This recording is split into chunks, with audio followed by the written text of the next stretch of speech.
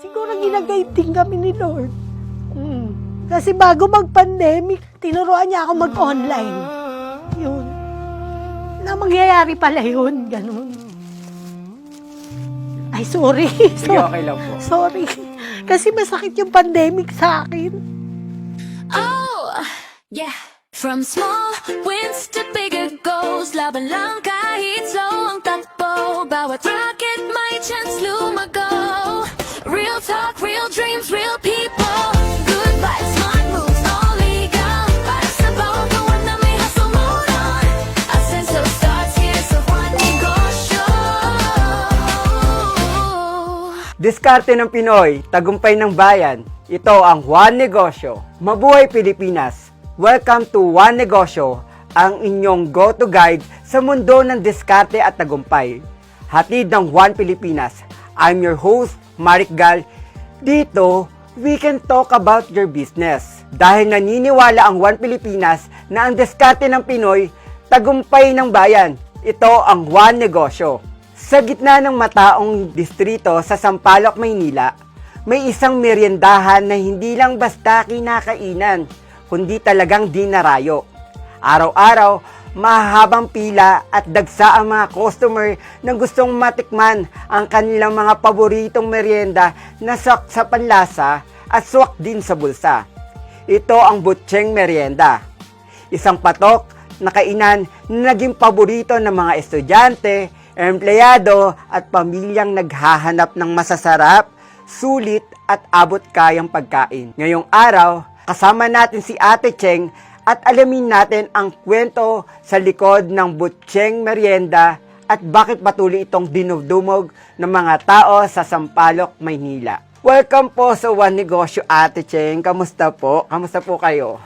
Mabuti naman po. Hello po mga ka-One Negosyo. Yan po. Kamusta po ang negosyo niyo so far po? Sa awa naman po ng Panginoon, pinapagpala naman yung tindahan namin. Tinatangkilik naman kami ngayon ng mga karamihan po. Wow. Ayan. So parang kakagaling nyo lang sa pagluluto. Tama po ba? Kakatapos ko lang magluto. Kakatapos. So parang ang dami pa rin hanggang ngayon. Ongoing pa rin yung tindahan nyo po. Tama po, no? So ngayon po, ma'am, pag-usapan lang natin, no? Kasi dinarayo kayo kahit 20 years na, tama po ba, no? So, ngayon po, sino ba si Ate Cheng bago siya maging negosyante? Bali si Ate Cheng ay dati ay isang estudyante, ordinaryong Pilipina na gustong tumayo sa sarili niyang paa. Yan, kasi since na bago kami magtayo ng negosyo, nag-aaral ako noon, maagang na in love din sa asawa. Maagang na in love. Ayan, kaya yun, nagkaroon kami ng nagbunga. Yung pagmamahalan ba, ganyan. Siyempre, nung pinanganak namin yung panganay namin, nagkakaroon kami ng gastos. So, naisip namin na magtayo na ng negosyo. Para yung pang-araw-araw ba namin pangangailangan, makuha namin. Pero Ate Cheng, no, before na magtayo kayo ng negosyo, mayroon po ba kayo ibang halimbawa naging empleyado po ba kayo or may iba kayong pinasukan bago kayo pumasok sa mundo ng pagnenegosyo po? Na-try ko ring maging empleyado, na-try ko pa nga ring maging tindera sa palengke. Okay po. Pero Nag-sales lady sa palengke ng mga damit-damit. okay po. Ganon. Kaso hindi nga ganon kasi sasapat yung kinikita mo doon. So, naisip talaga namin na magtayo ng negosyo. Pero, yun lang, naging sales lady ako ng mga damit. Tapos, naging assistant din ako ng tito ko kasi meron siyang piano studio. Yung Okay tito ko. So, kinuha niya ako doon. Pero ang sweldo ko doon, as in, sobrang liit lang talaga. Hindi talaga nakakabuhay para Oo, sa sarili. parang 150 a day lang, parang gano'n. Pero way back pa, matagal pa to matagal na. College ako noon. college siya po. Pero ma'am, yung pumasok na kayo sa pagmundo ng negosyo, gusto mo ba talaga to? Or bakit naisipan yung, ito yung gusto nyong pangnegosyo? Bakit ang dami naman pwedeng negosyo? Bakit yung pagluluto ng merienda ang naisipan nyo pong i-market? Kasi nung bata pa ako, mahilig na talaga ako magluto. Yung mama ko kasi, actually, may catering yung mama ko, catering business. Tapos, since may lahi rin kasi kami Kapampangan, Ilocano.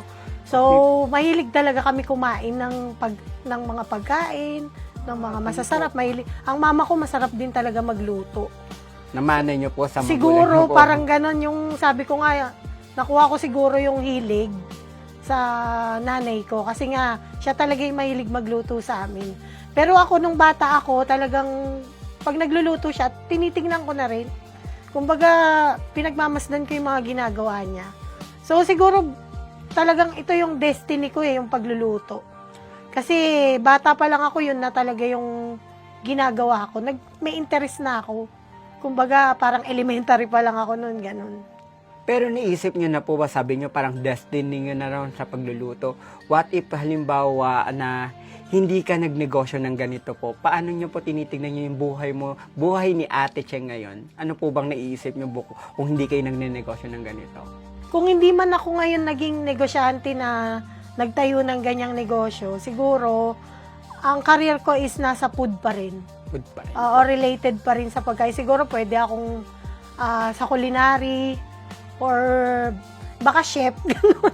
Chef. Oo, kasi pangarap ko rin yung chef. May course po kayo na pinasukan sa pagluluto? Bali nung college kasi ako, ang course ko, Nutrition Food Technology. So, related talaga siya sa pagkain din. Tapos Oo. hanggang saan po yung natapos nyo po dito? Hanggang 4th year ako nun, gagraduate na nga ako. Kaya nga sabi ko, siguro pagka nakagraduate na yung mga anak ko, baka ipagpatuloy ko. or Gusto pursue nyo pa rin po Kasi, i-pursue. JT na lang din ako dun natapos ko na yung mga major. Kaso nabuntis nga kasi ako, graduating ako noon. Pero ito po ba, sabi nyo nga po, na nangyari po yan, na hindi nyo po natapos yung course nyo po, naging hadlang po ba na hindi kayo nakatapos ng course na pinasukan nyo para mag-enter ng negosyo po? Hindi naman. Hindi siya hadlang kasi basta nandun yung interest mo sa katulad yan sa pagluluto, nandyan talaga yung interest ko. Hindi naman siya naging hadlang kahit maaga ako nag-asawa, kahit maaga ako nagkaanak, hindi naman siya naging hadlang. Kumbaga, pinagpatuloy ko pa rin yung gusto kong gawin. Sabi nyo nga po, di ba, maaga kayo nag-asawa po, no? So, paano nyo, sa personal na kwento nyo po, no, kung bakit, ano po yung sa likod ng negosyo na to, paano nyo po pinag-usapan ng asawa nyo po na ipasukin to yung ganitong negosyo po? Nag-start yun kasi, bali yung anak namin panganay, lagi kasi siya nagkakasakit din nun So, meron siyang parang allergic rhinitis na tinatawag na. Parang sabi nila, parang raw yun. Kasi yung asawa ko may lahi ng hika.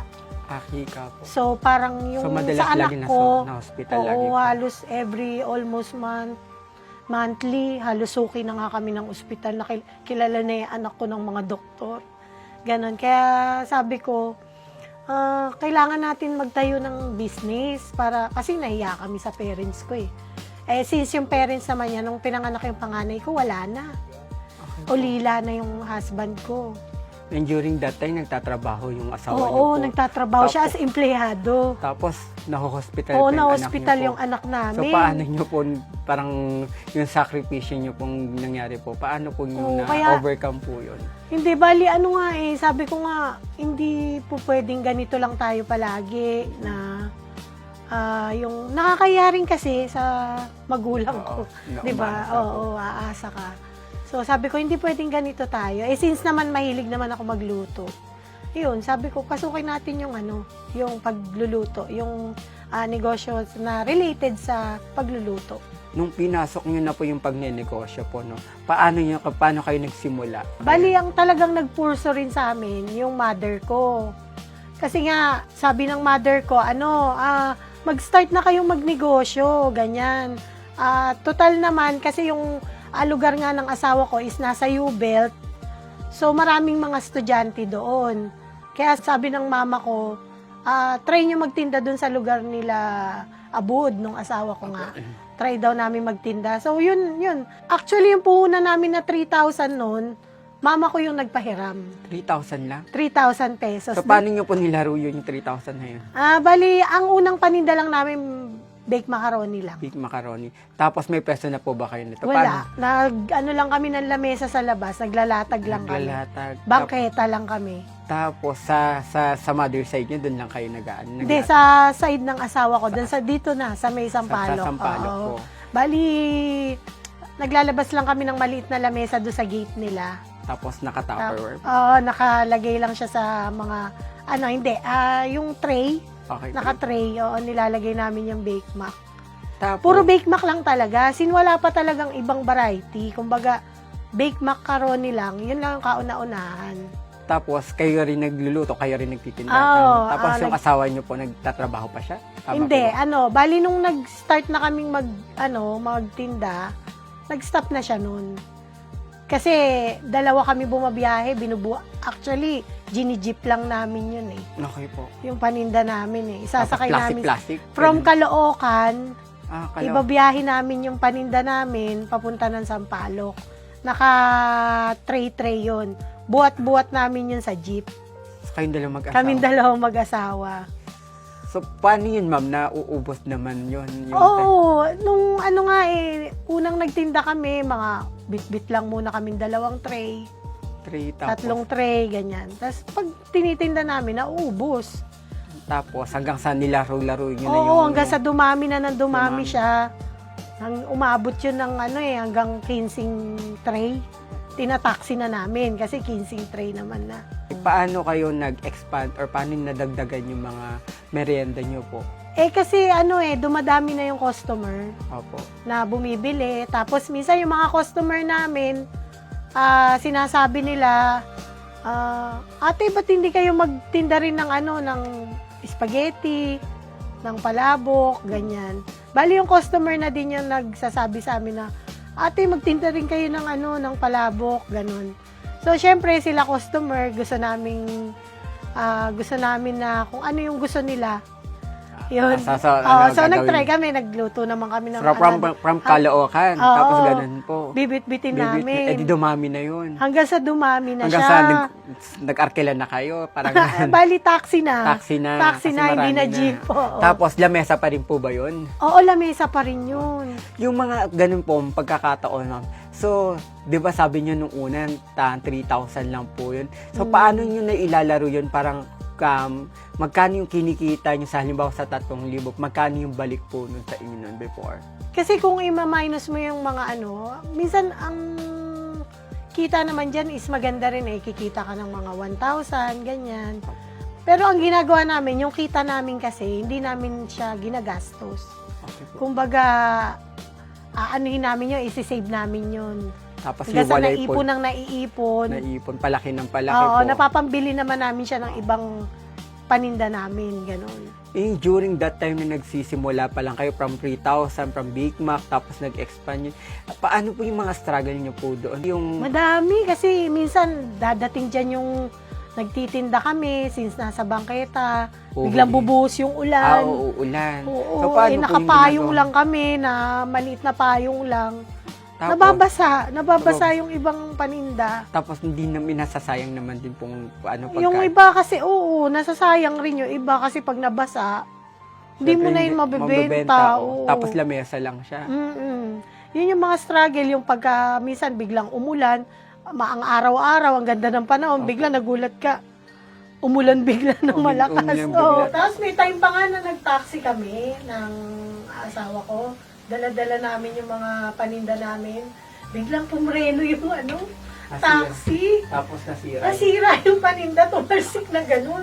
Pagka ganun, lugi na eh. Kasi nga, hindi mo na matitinda, pangit na itsura. Hindi na bibili lugi na. lugi So, na. kinain na lang. So, ang ginawa namin, pinamigay na lang namin yun, yung nadurog. Parang gumastos kayo, Tapos, nalugi pa. inano pa kami ng taxi noon, siningil pa kami pang car wash daw. Aray, Kasi nga nalagyan ng, nagkalat. nagkalat dun sa yung nagkaroon ba ng mga tomato, sauce yung niya, yung pinakaupuan niya. Yun, isa yun sa mga struggle, yung mga ganun dati. Pero nung nag-start po kayo, ito yung usual na ang mag-asawa lang nakakaalam eh. Ano yung pinakamabigat na sakripisyo nyo bilang mag-asawa at the same time sa pagnenegosyo na hindi alam ng tao? Yung sakripisyo kasi pagka ganitong may business ka, yung mga dati mong ginagawa, parang yung pamamasyal, yung mga ganon, isa-sacrifice mo yun, hindi nyo na magagawa yun. Kasi pag nagnegosyo ka, kakainin niya yung oras nyo. Halos wala na kayong time mamasyal, or yung mga dati na pwede nyong gawin na yung biglang yayayain kayo ng mga friends nyo, na magkaroon kayo ng mga gatherings, hindi na kayo makakapunta. Ganon talaga pag may negosyo ka. Kailangan talaga ipagpapalit mo na yung mga ganon. Yung mga nakasanayan Yung mga nakasanayan nyo nung dalagat binata kayo. Opo. Ganon. So parang ito no, ma'am, no, may pagkakataon ba sa mga sabi niyo sa mga sacrifices niyo po na nangyari sa inyo during na nagsisimula kayo sa pagnenegosyo, no? May mga pagkakataon po ba na parang gusto mo nang isuko to, na parang tawag dito na hindi na to, na napapagod ka na, may pagkakataon po bang gano'n? Minsan pagka yung sobrang napapagod ka, ganon. Minsan napapag-usapan din, pero hindi ko rin naman siya parang napapag-usapan lang hanggang salita lang. Pero pag kinabukasan, pagka gumising ka, nakapagpahinga ka na, ayun, babangon ka pa rin ulit para magluto. Ganon. Nung nag-start na po kayo ng negosyo nito, paano to nag-click? Paano to doon na tayo paano nakilala ang Butcheng Merienda na masarap sa Sampaloc? Paano to na-discover ng mga tao? Sa tagal na rin, hinubog na ng tagal ng panahon yung pagtitinda namin hanggang sa hindi namin siya sinukuan kay matumal. Diretso kami. Kailangan consistent ka. Oo. Sa pagtitinda mo. Hindi porke hindi ka nakabenta ngayon, manghihina na yung loob mo na, ay, huwag na tayo magtinda, lugi lang. Hindi ganun. Kailangan kahit na konti lang yung kinita nyo ngayon, okay lang yun. Diretso lang. Kasi hindi naman araw-araw ganun. Kumbaga, dire-diretso lang. Huwag kang susuko. Sinabi niyo po, no, ma'am, kanina, habang nagkukwentuhan po kami, nag-usap na kami ni Ate Cheng, na nag-start ang Butcheng Merienda way back 2004. And almost 20 years na po kayo sa pagnenegosyo po. Dumating po yung pandemic. Ano po yung nangyari nung pandemic? Nagtinda po ba kayo or nagsara kayo? Ano po yung nangyari nung time na yun? Bali nung pandemic, nagsara kami. Dahil? Kasi inuupahan namin yung pwesto namin. Yung pwesto na yun, malaki yun. Nasa kasagsagan kayo na sumikat peak, na. Oo, Peak na yung negosyo nyo, no? Ang dami ko nang napundar na gamit. Ang dami ko nang nabiling gamit. Tapos biglang nag-lockdown, hindi naman natin in-expect. Inasahan. Oo, parang diba, isang araw na lang yun. Magkakaroon Tatanda ng ko yun, March 15 yun, biglang nag-lockdown lahat Biglang nag-lockdown, so yun. Biglang, parang gumuho. So, Yung ang tagal mong inipon, ang tagal mong pinagpaguran, ang tagal mong pinundar. And during that time, ma'am, may mga tao na kayo niyan? Meron na rin. Paano nyo pinaliwanag? Naapektuhan din sila. Hindi, since naman yung mga tao namin, puro mga stay out. Stay out naman. Wala naman kaming stay in. So, yun, sinabi lang din namin sa kanila na wala rin kaming magagawa kasi nga Pero since pag nagbalik naman, kukunin namin ulit kagad sila. Ito magal taon. Akala namin nung una, 2 weeks lang daw, lockdown. Ay, okay lang, 2 weeks lang naman. Medyo kaya-kaya pa namin. Hanggang sa iba, na-extend yung lockdown. 3 taon. 3 taon. Diba? 2019. Oo, ang mahal din nung bayad namin doon sa upa. So, paano nyo po? Di give up nyo po Give up namin. So, yun, hindi na kami nagtinda. Kumbaga, i-stop namin talaga fully operation, stop talaga siya. Ano yung naging alternative nyo po doon? Bali, nag-online selling ako ng mga bags. Mga bags? Oo, kumbaga, bago pa mag-pandemic, Opo. kahiligan ko rin mag-online selling. Parang nauuso yung online selling na nun before pandemic. Nakahiligan ko rin siya. Hindi ko alam kung bakit, siguro ginagabayan kami ng Diyos. Wow. Na may mangyayari pala pandemic. Naku, siguro ginagayad din kami ni Lord. Kasi Kasi bago mag-pandemic, tinuruan niya ako mag-online. Yun. Na mangyayari pala yun, ganun. Ay, sorry. Sige, okay lang po. Sorry. Kasi masakit yung pandemic sa akin. And bilang, syempre, kayo nagnegosyo, biglang, nawala biglang lahat sa inyo. Tapos asawa nyo, alam mo, paano na kami, paano ko mabubuhay yung pamilya ko. Hindi, tsaka yung asawa ko, laki rin yung sinakripisyo eh. Hindi siya nagtrabaho as empleyado para nga ma-support yung business. Kaso yun nga nangyari yung ganun. Asapik na kami noon, ang laki na nung pwesto namin, ang ganda na nung pwesto, marami ng tao, established na. Tapos biglang nag-lockdown.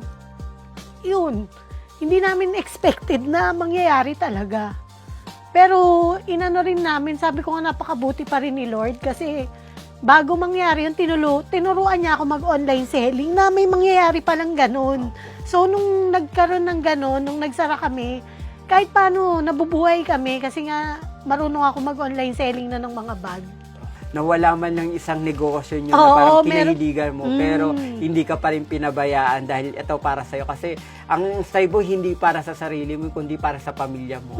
Lalo na yung asawa mo na nag-sacrifice para lang dahil lang sa itong pinasok yung mundo ng pagnenegosyo. Oo, no? para ma-support niya kami, para ma-supportahan niya yung gusto kong itayong negosyo. Kasi nagsakripisyo siya. Kasi yung mga sinasabi sa kanya rin ng mga ibang tao na asa siya sa asawa, ganun. Hindi naman totoo yun kasi nga may career din siya eh. Ginibap niya yon para mag-concentrate kami sa business na to. Nung nagiging normal na ulit yung pamumuhay natin. Oo. So, paano ulit kayo moving forward, paano yung ulit kayo pumasok sa pagnenegosyo ulit? Bali, di ba nag-online selling ako, tapos umu-okay na eh, nag-GCQ na. Isip yun. Tapos yung mga customer namin dati, since alam naman yung asawa ko, yung mga personal account ng asawa ko, alam din ng ibang customer namin. So yun, minsan yung iba nag-order sa amin na Ate Cheng, baka naman pwedeng umorder ng krema, ganun. Kasi namimiss na namin yung yung paninda nyo. Kasi nga parang 3 years kaming nag-stop. So yung mga customer namin, hinahanap na yung mga paninda namin.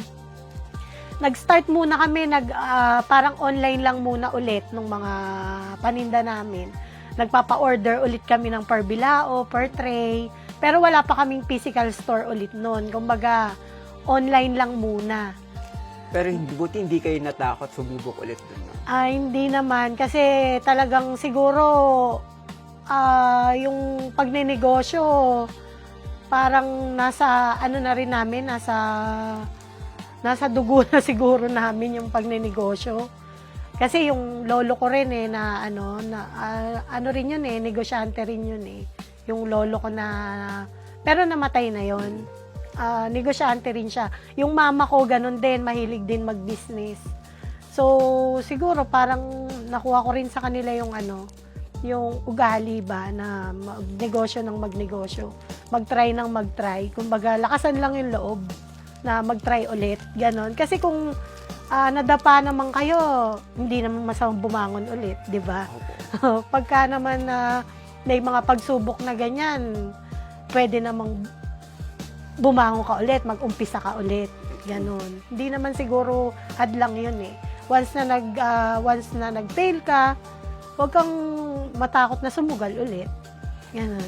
Yes, ma'am, no? Pero nakakatuwa dun na gusto ko talagang sinabi niyo po, yung napanood ko po, and personally ako po mismo personally na-experience ko kung ano yung negosyo na pinasok niya, and talagang nakilala si Butching Masarap, to be honest po, is masarap, hindi lang siya masarap, mura. Bakit po ang mura ng paninda niyo po?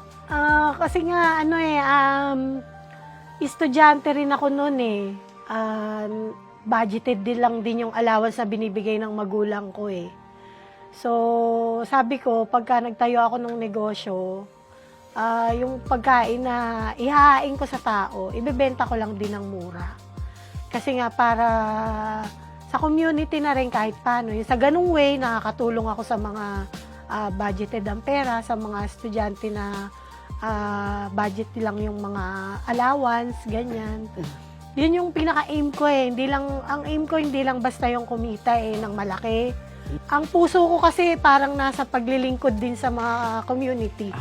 Yun, kumbaga, kung tutusin, kung gusto ko naman ding taasan yung presyo, di ba, pwede naman eh. Pero hindi ko nga siya ginagawa kasi nga ang aim ko nga is kahit paano, makatulong din tayo sa mga nasa paligid natin, yung mga tao na mga hindi naman ganun kalakihan yung pera nila, pero mapapatikim mo sila ng quality tsaka masarap na pagkain. So ngayon, nakiklaim yun na nakilala na si Butching Masarap. Ang dami ng mga vloggers po na na-identify na po kayo. So hindi na natin sasabihin yung pinaka-exact, no? So, kamusta naman yung kitaan nyo po sa pagnenegosyo dito sa pinasok nyo pong negosyo po? Ngayon okay siya. Maganda yung takbo ng business namin. Sa isang buwan, kumikita rin kami ng mga 5 digits. 5 digit. At ano na po yung napundar nyo po sa pagnenegosyo nyo po? Yung bago mag-pandemic, nakapagpundar na rin kami sa sasakyan. Tapos yung bahay namin sa Caloocan, nabili ng mother ko, may part din kaming i-contribute.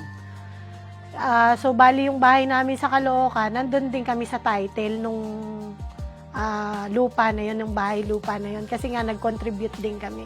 Kumbaga, kahit na nag-pandemic naman, yung kinita namin nung bago mag-pandemic, may napuntahan din naman siya. Para kay Ate Cheng, ano po ba yung gusto nyong matandaan ng tao, ng mga estudyante, ng mga empleyado, o even the community na sa pinasok nyo pong negosyo po?